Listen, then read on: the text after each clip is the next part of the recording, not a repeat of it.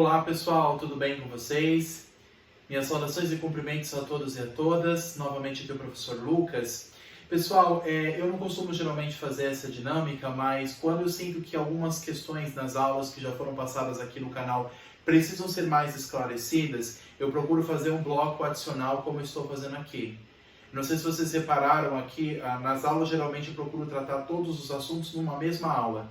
Mas quando eu sinto que a aula é muito extensa, quando eu sinto que o assunto é muito complexo ou tem vários detalhes, eu procuro fazer um bloco adicional e pegar alguns pontos que nós tratamos nas outras aulas e tratar especificamente sobre ele com mais calma. O que eu vou fazer isso agora a respeito da última aula que tivemos a respeito sobre o ITR, o Imposto Territorial Rural, que nós já estudamos, que é o imposto federal previsto pelo artigo 153, inciso 6º da Constituição. Só que eu queria fazer aqui um comentário a mais, com mais calma, com mais detalhes, a respeito de dois pontos que nós tratamos, dentre eles o artigo 32 do CTN.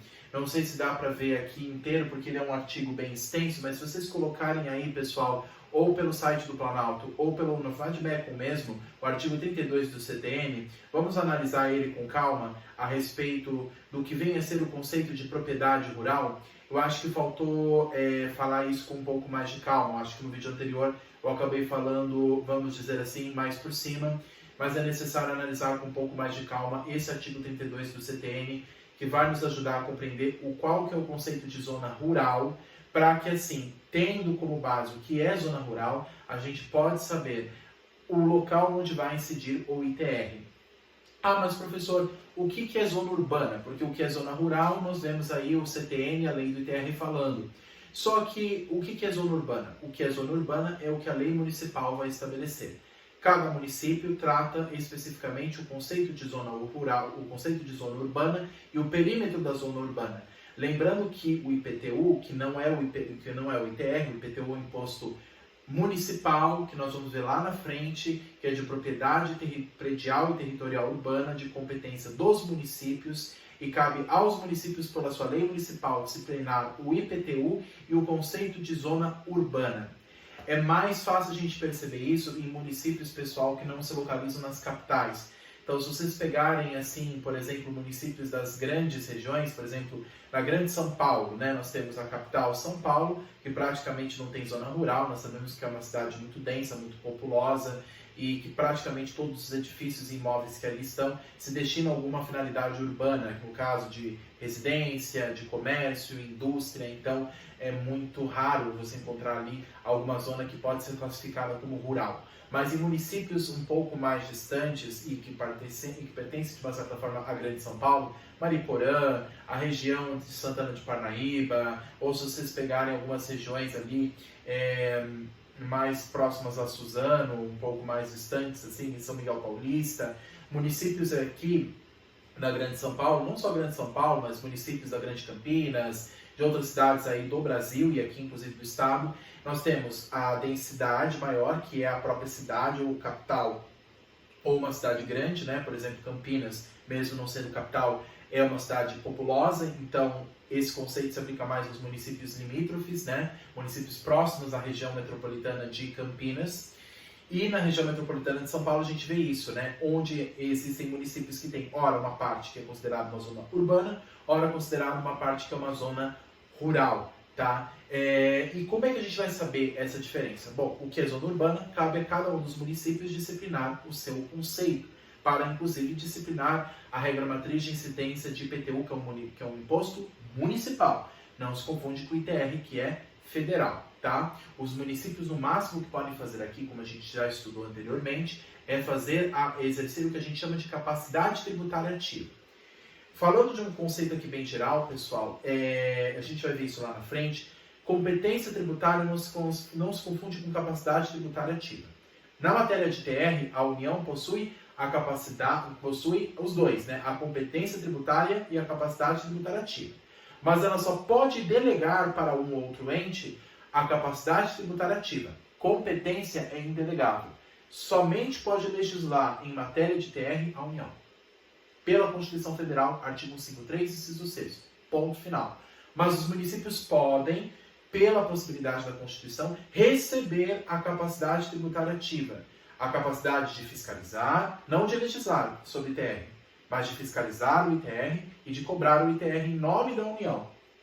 Isso a Constituição, inclusive, já prevê. A União pode, se ela quiser, delegar a capacidade tributária ativa para os municípios. E por que ela faz isso? Porque os municípios são mais próximos de nós. A realidade municipal é muito mais próxima. O que é mais próximo? O prefeito, a prefeitura da cidade ou o governo federal, lá em Brasília? Para quem mora na maior parte do país, nas outras regiões do país que não seja na região central, é mais próximo, no caso, o município. Então, quem fiscaliza em nome da União é o município. Mas o município exerce o que a gente chama, novamente falando, capacidade tributária ativa e não competência de TR, tá bom? E a lei municipal que vai estabelecer o ITR, mas zona rural, quem fala é a União. O artigo 32 do CTN, pessoal, diz o seguinte: o imposto de competência dos municípios sobre a propriedade predial e territorial urbana, que é o IPTU, que não se confunde com o ITR que estamos estudando, tem como fato gerador a propriedade, o domínio útil ou a posse do imóvel por natureza ou por acessão física, como definido na lei civil, localizado na zona urbana dos municípios. Tá. Zona urbana dos municípios incide IPTU, imposto municipal. Não é matéria que a gente está estudando aqui, mas é importante a gente ter uma noção o que diz o artigo 32 do CTN. Para os efeitos deste imposto, entende-se como zona urbana a definida em lei municipal. Então, é a lei municipal que define zona urbana. E o que está fora da zona urbana é zona rural. Não tem como ser uma terceira coisa. Ou é zona urbana ou é zona rural. Então, fora da zona urbana, então, uma região rural. E a lei municipal, segundo o artigo 32 do CTN, que vai falar sobre isso, observando os requisitos mínimos de existência de melhoramentos indicados em pelo menos 2 incisos seguintes, construídos ou mantidos pelo poder público. O que acontece? Para ser considerado uma zona urbana, onde vai incidir IPTU, e onde não vai incidir, por sua vez, ITR, tem que ter ao menos algum melhoramento, que são esses incisos que a gente já tratou. Então, se naquele imóvel que a autoridade municipal for lá e fiscalizar e verificar que existem pelo menos 2 desses requisitos, aí é uma região rural, é uma região urbana. Se não estiver presente nenhum deles, ou apenas um deles, é zona rural, competência federal. Para ser zona urbana, tem que ter como melhoramento da região meio-fio ou calçamento com canalização de águas pluviais, de águas dos rios, abastecimento de água, então sistema de água e esgoto, sistema de esgotos sanitários. Então, se você vê, por exemplo, quem mora aqui em São Paulo, a companhia que cuida do sistema de água e esgoto é a Sabesp, uma companhia pública, né? A Sabesp, se verificar que ali tem um sistema interligado com a Sabesp, é uma zona urbana. Existe a canalização de água potável e também existe o tratamento de esgoto. Ou a rede de iluminação pública, com ou sem posteamento para distribuição domiciliar. Então, se tiver também iluminação pública municipal, esses postes, né, colocar esses postes que é de iluminação municipal, de competência municipal, então ali existe uma zona considerada urbana, existe esse melhoramento, então você percebeu que ali existe uma zona urbana. Ou no caso, quando houver na região escola primária ou posto de saúde a uma distância máxima de 3 km do imóvel considerado. Então, se no imóvel tiver também como uma distância máxima de 3 km uma escola ou um posto de saúde, também é considerado uma zona urbana. E se é urbana, incide IPTU, não ITR. Esses incisos, pessoal, aqui, não precisam estar os 5 presentes. Se tiverem 2, pelo menos, presentes, pelo que diz o parágrafo 1º do artigo 32 do CTN, é suficiente para incidir IPTU e afasta o ITR. A lei municipal pode considerar urbana as áreas urbanizáveis. O que é isso? Ou de expansão urbana, constantes de loteamentos aprovados pelos órgãos competentes, destinados à habitação, à indústria ou ao comércio, mesmo que localizados em uma zona definida, e mesmo que localizados fora das zonas definidas nos termos do parágrafo anterior. Ou seja, mesmo que seja uma região fora da zona urbana, então você tem a zona urbana e a zona rural. Nos municípios, como eu falei, geralmente da Grande São Paulo, tem essa característica. E aí você sai do milímetro, tem até aquela placa indicando. Se você sai do milímetro urbano, você entra no milímetro rural. E ali incide ITR. Só que mesmo nessa região, fora da zona rural, fora da zona urbana, estabelecida por lei municipal, mesmo que ele esteja fora dessa região urbana, se houver loteamentos, ou seja, divisão de terras, divisão do imóvel em terras, em loteamentos, e esses loteamentos serem destinados para moradia ou destinados para comércio e indústria, também é considerado imóveis de finalidade urbanística, imóveis de finalidade urbanizáveis, ou seja, de finalidade urbana e não rural.